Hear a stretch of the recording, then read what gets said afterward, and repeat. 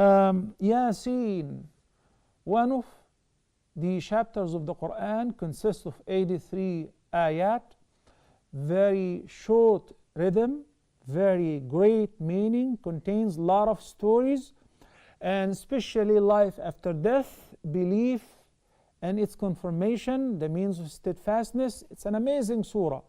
But there are many ahadith were narrated concerning the verses of Surah Yasin. They are fabricated, and some of them are weak.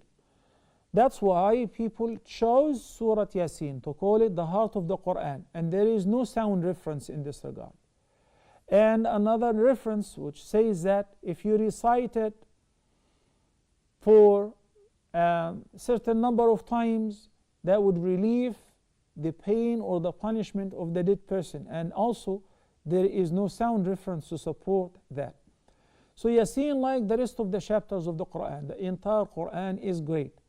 There comes the next point, which is, can I read any chapter of the Qur'an for the dead person?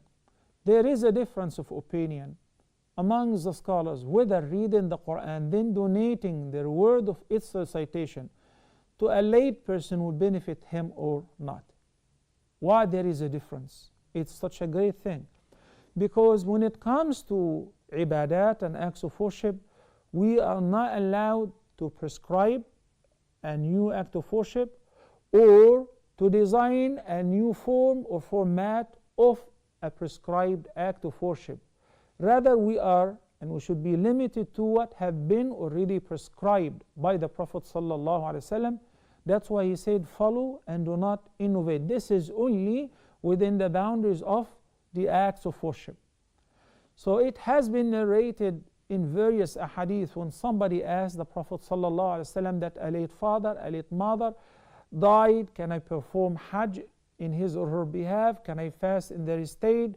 Can I give any charity? Yeah, all of that. Can we settle his debt? Yes, all of that, and the dead person will benefit out of that.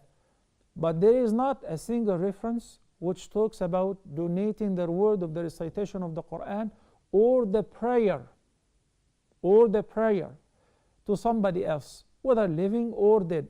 That's why the vast majority of the scholars pause. They say, we don't know. We can say this is authentic.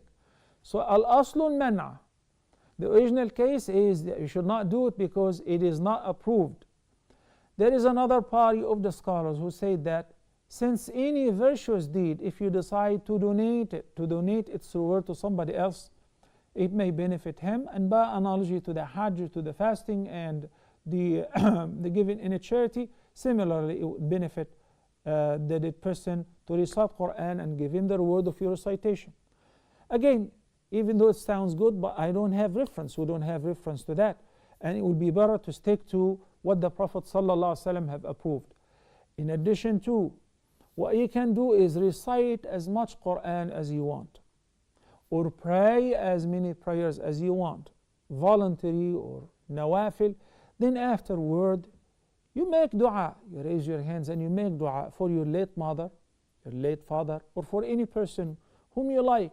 And in this dua, the dua is most likely to be accepted than in regular conditions, due to the virtues of doing a great ibadah such as the recitation of the Qur'an.